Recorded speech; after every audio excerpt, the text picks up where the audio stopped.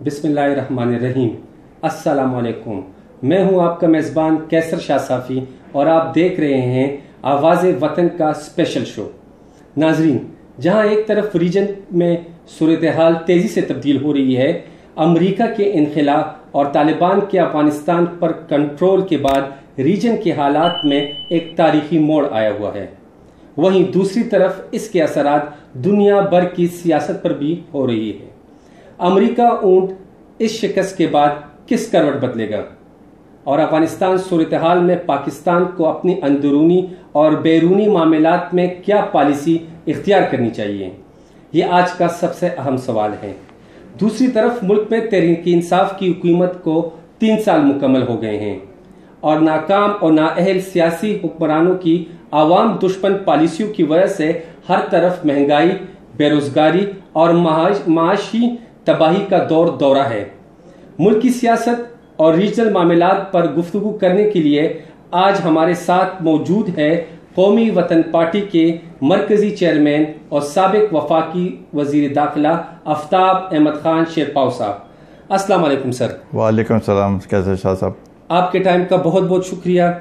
यकीनन इन मामलात पर आपसे बेहतर शख्सियत कोई नहीं थी जो अहम मामलात पर हमारी रहनुमाई कर सके। सर, सबसे पहले मुल्क की सियासत पर बातचीत करते हैं। माशाअल्लाह पीडीएम कराची का जलसा नहायत कामयाब रहा, जिसने हुकूमत को मजीद बौखलाहट का शिकार कर दिया है।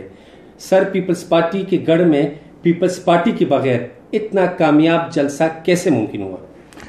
कैसे शाह साहब, जब से पीपल्स पार्टी और एएनपी निकली है पीडीएम से, उसके बाद हमने 2 जलसे किए हैं। एक स्वात में किया है, वो भी भरपूर तरीके से, उसमें बहुत लोग आए और बड़ा कामयाब जलसा था। और उसके बाद कराची का बड़ा अजीम शान जलसा था और बड़े लोग उसमें आए थे और जोश व खरोश था। इसकी बुनियादी वजह यह है कि लोग परेशान हैं, महंगाई की वजह से, बेरोज़गारी की वजह से, इनकी हुकूमती की जो कारकर्दगी है उसकी वजह से। तो वो पीडीएम को अपना वो तर्जुमान समझते हैं और समझते हैं कि पीडीएम ही उनको इस मुसीबत और मुश्किलात से निकालेगी। तो इसलिए इस जलसे में भरपूर तरीके से लोग आए हैं और इसके बाद भी जितने भी जलसे होंगे इंशाअल्लाह ताला इसी तरीके से जोश व खरोश के साथ भरपूर तरीके से ये जलसे होंगे और हुकूमत के ऊपर मज़ीद दबाव बढ़ेगा। सही। सर, अपोजिशन लीडर शहबाज शरीफ और बिलावल भुट्टो के दरमियान टेलीफोनिक रब्ता हुआ है। आप पीडीएम के सीनियर नायब सदर हैं और पीडीएम के अहम इजलासों का हिस्सा भी रहे हैं। हमें बताएं, क्या पीपल्स पार्टी को वापस पीडीएम में लाने के लिए रास्ता हमवार किया जा रहा है? कैसे शाह साहब, ये मामूल की वो है, टेलीफोनिक वो है। असल में शहबाज शरीफ साहब लीडर ऑफ द अपोजिशन है और 2 चीज़ें उधर अभी बड़ी अहम है। एक तो ये है कि प्रेसिडेंशियल एड्रेस अभी होने वाला है, तो उसके लिए हिकमत अमली पीपल्स पार्टी तो अब भी अपोजिशन की पार्टी तो है ना, और वहाँ पर पार्लियामेंट के अंदर एक दूसरे के साथ ये कोऑपरेट करते हैं। इसी तरीके से ये इलेक्शन कमीशन के 2 मेंबरान जो हैं वो रिटायर हो चुके हैं, तो उसके नाम पे भी मशवरा वगैरह के लिए तो ये राब्ते एक दूसरे के साथ होते रहते हैं। जहाँ तक उनके वापस आने का है तो वो तो उनकी उस पे है, सवाबदीद पे है। अगर वो ख्वाहिश करते हैं, मेरा ख्याल है मौलाना साहब ने भी बार बार कहा कि हमारे दरवाज़े खुले हैं और किसी वक्त भी वो अगर आना चाहें तो आ सकते हैं और हमें बड़ी खुशी होगी। सर, पीडीएम के कराची के कामयाब जलसे के बाद आइंदा का लाएअमल क्या होगा? क्या जलसों की सियासत को तरजीह दी जाएगी या फिर लॉन्ग मार्च का फौरी रद्दअमल का हथियार इस्तेमाल किया जाएगा? ये दोनों तरीके इस्तेमाल किए जाएंगे। जलसे भी होंगे और मार्च होंगे एक शहर से दूसरी शहर तक, ताकि लोगों को मोबिलाइज कर सकें। हमारा बुनियादी मकसद ये है कि ताजर बरादरी, सिविल सोसाइटी के बाकी लोग, वकला के साथ भी हमने यकजहती का मुजाहरा करना है। अपने جرنلسٹ کے ساتھ جو کہ ان کو بھی پریشانی ہے، ان کے ساتھ یکجہتی کا مظاہرہ کرنا ہے، تاکہ سوسائٹی کے ہر ایک طبقہ ہمارے ساتھ ملے، اور آخر میں پھر اسلام آباد کی طرف لانگ مارچ ہوگا۔ ٹھیک ہے جی سر، آپ بات کرتے ہیں افغانستان کی صورتحال کی۔ سر آپ کیا سمجھتے ہیں کہ واقعی دنیا کی واحد سپر پاور کہنے والی طاقت کو امریکہ کو کیا اندازہ نہیں ہو سکا کہ طالبان اتنی جلدی کابل پہ قبضہ کر لیں گے، یا معاملہ کچھ اور ہے؟ جو مناظر دنیا نے کابل ایئرپورٹ پر دیکھے اور جس عجلت میں امریکہ بہادر وہاں سے بھاگا، آپ اس کو کس طرح سے دیکھتے ہیں؟ یہ بڑی بدقسمتی ہے۔ امریکہ نے جس طریقے سے وہاں سے انخلا کیا، ان کی سبکی ہوئی، اور ایک سپر پاور کے ناطے سے انہوں نے 20 سال وہاں پر گزارے، کروڑوں روپے خرچ کیے، لیکن حاصل کچھ نہیں کیا۔ یہ جو کچھ ہوا ہے، تو اس سے میرا خیال ہے کہ کابل پہ جو وہاں پر اس کا کے اندر جانا اور ان پر قبضہ کرنا، یہ تو جو گئے ہیں ان کو بھی یہ علم نہیں تھا کتنا جلدی یہ ہو سکے گا، تو لہٰذا ایک بے یقینی کی صورتحال ہے وہاں پر، اور پوری دنیا تشویش میں ہے کہ اب کیا ہوگا۔ سب کے نظریں افغانستان پہ ہیں کہ وہ کیا کچھ کرتے ہیں۔ ابھی تو 20 دن ہو گئے ہیں، اب تک کوئی حکومت سازی نہیں ہوئی۔ جب تک حکومت سازی نہیں ہوگی اور اس میں سب کا اشتراک نہیں ہوگا اور کس طریقے سے ہوگا، تو یہ سب چیزیں ابھی دیکھنے کی ہے۔ لیکن جمعے کو کہا گیا تھا کہ حکومت بنا دی جائے گی، نہیں ہوا، ہفتے کو بھی نہیں ہوا، اب تک کچھ اثرات نظر نہیں آ رہے ہیں۔ غالباً کچھ رکاوٹیں ہیں جس کی وجہ سے یہ صورتحال پیدا ہوئی ہے، لیکن بہرحال جب تک حکومت سازی نہیں ہوتی، ان کی پالیسی سامنے نہیں آتی، تو یہ بے یقینی کی صورتحال جو ہے وہ اسی طریقے سے رہے گی۔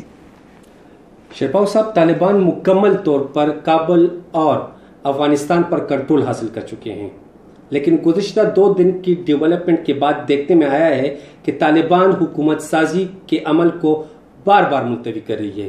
اس کی کیا مین وجوہات ہو سکتی ہے؟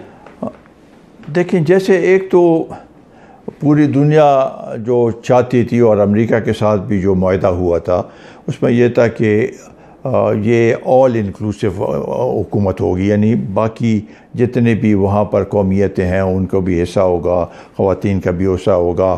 تو اس لحاظ سے اب تک وہ اس میں میرا خیال ہے کچھ بات چیت ہو رہی ہے۔ یہ ابھی امتحان ہے وہاں پر۔ پہلے تو امریکہ کا امتحان تھا، اور قطر میں جو کچھ ہوا اس وقت ایک اور صورتحال تھی۔ اب ان کا امتحان ہے کہ وہ کیا کرتے ہیں، کس طریقے سے، کیونکہ اس پہ انحصار ہوگا آئندہ امن کا اور استحکام کا افغانستان کا۔ اگر یہ آل انکلوسیو اور اشتراک والی حکومت ہوگی تو اس کے امکانات ہیں کہ اس سے امن آنے میں امن آ سکے گی اس لحاظ سے۔ سر، آپ کیا سمجھتے ہیں کہ افغانستان کے مستقبل کو محفوظ بنانے کے لیے طویل مدتی اور جامع حکومت ہی واحد حل ہے؟ کیا طالبان کو حکمت یار صاحب، عبداللہ صاحب اور حامد کرزئی اور دیگر سٹیک ہولڈر کو حکومت کا حصہ لازمی بنانا چاہیے؟ یہ ضروری نہیں ہے، اور میرا خیال ہے کہ اگر ان کو کہا بھی جائے تو شاید مجھے نہیں نظر آتا کہ کرزئی صاحب اس حکومت میں شامل ہو جائیں گے، لیکن ان سے مشورہ لیا جا رہا ہے، اور وہ وہی مشورہ دیں گے جس سے وہاں پر امن قائم ہو سکے۔ باقی جو جتنی بھی شخصیات ہیں، جو ہمیں انفارمیشن ملی ہے تو طالبان کہتے ہیں کہ پچھلے دور میں جو لوگ اس میں شامل تھے حکومت میں، ان کو ہم نہیں شامل کریں، کیونکہ ان کے جو وہ لوگ جو محاذ پہ لڑ رہے تھے، جو جنگی ان کی وہ تھیں، قوتیں تھیں، تو ان کی بھی ایک تاثر ہے کہ بھئی ہم یہاں پر ہم نے وہ حکومت ابھی اگر بننی ہے اور یہ لوگ واپس آئے تو وہ اس سے ان کو ذرا مشکلات کا سامنا، ان کی جو لیڈرشپ ہے ان کو مشکلات کا سامنا ہوگا، تو لہٰذا یہ دیر اس لیے لگ رہی ہے۔ اور ہم سمجھتے ہیں کہ ایسے معنی خیز حکومت ہو جو کہ امن کی طرف ملک کو لے جائے. ہمارا بنیادی مقصد یہ ہمیں جو تشویش ہے وہ یہ ہے کہ افغانستان اور افغانیوں نے بہت قربانیاں دی ہیں اور ہمارے بھائی ہیں, اور ہمیں دکھ ہوتا ہے کہ وہاں پر اگر وہ مزید خدا نخواستہ تکلیف میں مبتلا ہو, وہ چیز ہمیں کسی صورت میں بھی قبول نہیں ہے. ہم آواز اٹھاتے رہیں گے اپنے افغان بھائیوں کے لیے, اور وہ وہاں پر امن ہوگی تو اس کا فائدہ پاکستان کو ہوگا, اس خطے کو ہوگا. تو اس لیے ہمارا بنیادی مقصد یہ ہے کہ وہاں پر امن ہونا چاہیے, اور یہ ہم شروع سے ہی کہتے رہے ہیں کہ امن کے لیے ہم کوشش کر رہے ہیں اور آواز اٹھا رہے ہیں کہ افغانستان میں امن ہوگے تو اس کا فائدہ پورے خطے کو ہوگا, خصوصاً پاکستان. صحیح. شیرپاؤ صاحب, یقیناً آپ عسکری معاملات اور پختون سیاسی اقدار پر بیک وقت ملکہ رکھتے ہیں. آپ کیا سمجھتے ہیں افغانستان میں مکمل اور پائیدار امن آ سکتا ہے, اور اس عمل کو کتنا وقت درکار ہوگا؟ یہ تو ابھی ان کے جو ابتدائی جو پالیسیز اور جو فیصلے ہوں گے اسی سے پتہ چلے گا کہ کیا یہ کرنا چاہتے ہیں. اور لازمی بات ہے کہ امن کے لیے یہ بھی ضروری ہے کہ جتنے بھی مغربی ممالک ہیں اور OIC کے ممالک ہیں, چین ہے, روس ہے, امریکہ ہے, وہ اس کو تسلیم کرتے ہیں یعنی. لیکن بہرحال ساتھ ہی ساتھ ہیومینیٹیرین اس کے اوپر وہاں پر جو مشکلات ہیں کھانے کا, پینے کا, کھانے پینے کی چیزوں کا, دوائیوں کا, یہ سب چیزیں ہیومینیٹیرین گراؤنڈز پہ میرا خیال ہے اب سے وہ سلسلہ شروع ہو گیا. اور پاکستان نے ایک ایئر برج بھی بنا دیا ورلڈ فوڈ پروگرام کے لیے, تاکہ وہاں پر جو ہے اس کی کمی نہ ہو, خوراک کی کمی نہ ہو. تو یہ سب چیزیں اس کے ساتھ جڑی ہوئی ہیں, کیونکہ اگر وہاں پر حالات کھانے پینے کی چیزیں نہیں ہوں گی اور مشکلات ہوں گی تو اس سے لوگوں میں ذرا بے چینی پہ اور زیادہ مزید ہوگی اور اس سے مشکلات پیدا ہوں گے. تو یہ بھی ایک جز ہے اس کا, اور اس کے لیے کام کرنے کی ضرورت ہے. یہ انہی کے پہ انحصار ہے کہ وہاں پر حکومت کیسے بنتی ہے, اس کو چلاتے کیسے ہیں, اور حکمرانی وہ کس طریقے سے کرتے ہیں, گورننس جس کو کہتے ہیں, اس کو کس طریقے سے یہ لے کے جاتے ہیں, کون آتا ہے ان کا وزیر خزانہ, ان کا فارن منسٹر, اور یہ سب ان چیزوں کو دیکھ کے کچھ آگے کا اندازہ لگایا جا سکے گا. شیرپاؤ صاحب, کیا آپ سمجھتے ہیں کہ طالبان جدید دور کی روایات کی پاسداری کر سکیں گے؟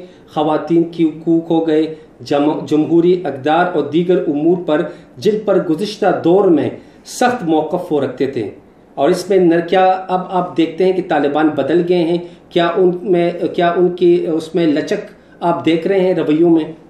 دیکھیں جی, یہ تو انہوں نے قطر میں بھی دوحہ جو ایگریمنٹ ہے اس میں بھی آپ دیکھیں تو یہ چیزیں انہوں نے کہا تھا کہ ان کا خیال رکھا جائے گا. 20 سال تک وہ لڑتے رہیں, تو مجھے تو امید ہے کہ کچھ انہوں نے اس سے سبق سیکھا ہوگا, اور جو جدید دور کے جو تقاضے ہیں, اور خاص کر ان 20 سالوں میں وہاں پر خواتین نے اپنا ایک کردار ادا کیا ہے, نوجوانوں نے اپنا ایک کردار ادا کیا ہے, تعلیم یافتہ لوگوں نے اپنا ایک کردار ادا کیا ہے. وہاں پر جو ٹی وی کے چینلز ہیں وہ پاکستان سے بھی زیادہ آزاد ہیں. تو یہ سب چیزیں ہوئی ہیں 20 سال میں, اور اس کو اگر آپ دوبارہ بند کریں گے, اس کے اوپر ڈھکنا رکھ دیں گے تو سلسلہ تو خراب ہوگا. تو اس لیے اس زمینی حالات کو دیکھتے ہوئے ابھی آپ نے دیکھا بھی ہوگا کہ کل بھی خواتین نکلی ہیں اپنے حقوق کے لیے, اور اسی طریقے سے اور بھی جو طبقے ہیں وہ ضرور اپنے اس کے لیے جدوجہد کریں گے. یہ وہ پرانا افغانستان نہیں ہے. ابھی لوگوں میں بہت بیداری آ چکی ہے افغانستان میں, اور یہ اس بیداری کو سامنے رکھتے ہوئے ان کو فیصلے کرنے پڑیں گے. اور ہماری دعائیں ان سب طبقوں کے ساتھ، ان سب کے ساتھ ہیں، خواتین کے ساتھ ہیں، وہاں کے نوجوانوں کے ساتھ ہیں، افغان پشتونوں کے ساتھ ہیں، باقی جو وہاں پر قومیتیں ہیں ان کے ساتھ ہیں کہ وہ امن میں رہیں، کیونکہ بہت انہوں نے مشکل وقت گزارا ہے، لاکھوں کی تعداد میں خون بہایا ہے ان کا۔ تو اس کا نتیجہ تو یہ نہیں نکلنا چاہیے کہ ان کے جو بنیادی حقوق ہیں ان کو سلب کیا جائے۔ تو یہ سب چیزوں کو مد نظر رکھ کے اگر وہ فیصلہ کرتے ہیں، اور میرا خیال ہے کہ زمینی حقائق کو دیکھنے کی ضرورت ہے۔ شیپاؤ صاحب، سب سے اہم سوال، افغانستان میں لمحہ بلحمہ صورتحال کے بعد بطور سابق وزیر داخلہ اور سینئر سیاستدان آپ کیا سمجھتے ہیں پاکستان کے اقدامات کیا ہونے چاہیے تاکہ اس کے اثرات پاکستان، خصوصاً ہمارے خیبر پختونخوا اور بارڈر ایریاز پہ ہمارے جو علاقے ہیں کہ ان پر یہ کم سے کم ہوں؟ یہ لازمی بات ہے کہ افغانستان میں جو کچھ ہوا ہے ہم تو سمجھتے ہیں کہ ان کا اندرونی معاملہ ہے، لیکن اس کے اثرات پاکستان پہ پڑیں گے، اور یہاں کی حکومت، یہاں کے جو اقتدار میں لوگ ہیں، اور ان کو اس پہ سوچنے کی ضرورت ہے کہ کیا کیا کچھ کرنا چاہیے۔ بارڈر تو ہمارے ابھی تک محفوظ ہیں، لیکن یہ ابھی کچھ پتہ نہیں چلتا کہ کل وہاں سے اکنامک مائیگرنٹس بھی آ جائیں، دوسرے مہاجر آ جائیں، یہ ابھی اس کا کوئی اندازہ نہیں ہے، پریشر بڑھ سکتا ہے وہاں پر، تو اس کے لیے تیاری کرنے کی ضرورت ہے۔ پھر اگر وہاں پر حالات خراب ہوں، قحط جیسے حالات ہوں گے، خوراک نہیں ہوگی، اور چیزیں وہاں پر مشکلات ہوں گے، تو اس کی بھی اثرات پاکستان پہ پڑیں گے۔ ابھی بھی پاکستان کا جو ڈالر بڑا ہے، ہاں، یہ اس کی وجہ بھی ایک بنیادی وجہ افغانستان ہے۔ وہاں سے ڈالر کثیر تعداد میں آتے تھے یہاں پر، اور یہاں کی مارکیٹ، پشاور کی مارکیٹ، اس کی وجہ سے پاکستان میں بھی ڈالر مستحکم تھا، روپے مستحکم تھا۔ تو یہ بھی ہے، ساتھ ہی ساتھ یہاں پر جو دہشت گردی کی جو لہر آہستہ آہستہ بڑھ رہی ہے، بلوچستان میں بھی، وزیرستان میں بھی، باقی جگہوں میں بھی، دیر میں بھی ہوا ہے، باقی جگہوں میں یہ واقعات ہوتے رہے ہیں۔ تو آیا ان میں اگر اضافہ ہوتا ہے تو ہمیں تشویش ہوگی، اس کے لیے منصوبہ بندی کرنے کی ضرورت ہے، نیشنل ایکشن پلان پہ کام کرنے کی، اس کو عملی طور پر اس کے اوپر کام کرنے کی ضرورت ہے۔ ٹی ٹی پی وہاں پر ان کے لوگ بیٹھے ہوئے ہیں، اگر وہاں کی حکومت کی گرفت مضبوط نہ ہو تو نقصان ہمیں ضرور ہوگا اس کا۔ تو داعش کا ایک اور مسئلہ ہے جو کہ ان کے لیے بھی اور پاکستان کے لیے بھی اور ساری دنیا کے لیے بھی یہ ایک مسئلہ ہے۔ پوری دنیا بھی پاکستان کی طرف دیکھ رہی کہ یہ کیا کر رہے ہیں، تو ہمیں اپنے اس سے ان کو بھی اعتماد میں لینے کی ضرورت ہے، اور ساتھ ہی ساتھ جو بھی مشکلات ہیں اپنے، وہ بھی اس میں میرا خیال ہے کہ اس کے لیے سب سے اچھا فورم جو ہے وہ پارلیمنٹ ہے۔ پارلیمنٹ میں جوائنٹ سیشن بلایا جائے اور اس میں افغانستان کا جو صورتحال ہے اس پہ بحث کی جائے، تفصیلاً بحث کی جائے، اور اس سے جو نتیجہ نکلے گا تو وہ پاکستان کے لیے بہتر ہوگا۔ یہ صرف اگر حکومتی سطح پہ یہ فیصلے کیے تو وہ کامیاب نہیں ہوں گے۔ آپ نے پارلیمنٹ کو لینا ہے۔ یہ دو صوبے جو ہیں خیبر پختونخوا اور بلوچستان، یہ سب سے زیادہ متاثر ہوں گے۔ یہاں کے جو لیڈرشپ ہے ان کو اعتماد میں لینا، یہ سب چیزیں ہیں، اس کے اوپر کام کرنے کی ضرورت ہے۔ صحیح۔ شیپاؤ صاحب، ماہرین کا خیال ہے اگر صورتحال کو پرامن ہونے میں زیادہ دیر لگی تو پاکستان کو جس مسائل کا سب سے پہلے سامنا ہو سکتا ہے وہ کھانے پینے کی اشیاء کی قلت، اسمگلنگ اور ذخیرہ اندوزی ہو سکتی ہے۔ آپ اس پر کیا کہنا چاہیں گے؟ یہ بالکل صحیح ہے، اور یہ میں نے اشارہ بھی اس کی طرف دیا کہ یہ چیزیں ہو سکتی ہیں. یہاں پر بھی قلت اور مزید ہو سکتی ہے, ذخیرہ اندوز ہوگی, لوگ وہاں پر اسمگلنگ کریں گے کیونکہ وہاں پر قیمتیں بڑھیں گی. تو یہ ایک اچھا, جو لوگ عمران خان تو ان کو مافیا کہتے ہیں لیکن کچھ کیا نہیں عمل, تو یہ چیزیں ہیں, اس کے اوپر یہ اثر انداز ہوں گی, اس پر نظر رکھنے کی ضرورت ہے. اور یہ سب صوبائی حکومتوں کو بھی اور مرکزی حکومت کو اس پہ نظر رکھنے کی ضرورت ہے. ایک چیز دیکھنے میں آئی ہے شیرپاؤ صاحب کہ حکومت اب بھی اس معاملے میں کنفیوز ہے. فواد چودھری صاحب کہہ رہے ہیں کہ اگر وہاں سے مہاجرین آتے ہیں تو ہم ان کو ویلکم کریں گے, لیکن قومی سلامتی کے مشیر ڈاکٹر موحد یوسف کہتے ہیں کہ پاکستان اور مہاجرین کا بوجھ برداشت نہیں کر سکتا. آپ کیا سمجھتے ہیں, کیا حکومت کی تو ہمیں کوئی وہ نظر نہیں آ رہی ہے کہ انہوں نے کوئی اقدامات اٹھائے ہوں یا پناہ گزینوں کے لیے وہ لوگ کیمپس بنا رہے ہیں؟ ہمیں تو ایسا کچھ نظر. آپ کیا سمجھتے ہیں, کیا آنے والے دنوں میں ہم افغانستان سے پناہ گزین افغانستان سے پاکستان آ سکتے ہیں؟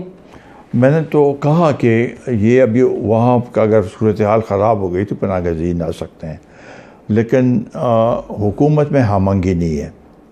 مختلف وزراء مختلف بیانات دیتے ہیں جس سے اور مزید ایک کنفیوژن کی فضا پیدا ہوتی ہے. تو اس لیے میں نے کہا کہ پارلیمنٹ میں یہ سب چیزیں اس کے اوپر بحث کی جائے, اور وہاں سے جو نتیجہ نکلے گا اسی پہ بھی کہ اگر آئیں گے تو اور افغان مہاجرین آئیں گے تو کیا ان کے لیے ہوگا. اس کے لیے میرا خیال ہے کہ سرحدات کے ساتھ ہی اگر کیمپ بنا دیے جائیں تو وہ بہتر طریقہ ہوگا بجائے اس کے کہ اندر آئیں.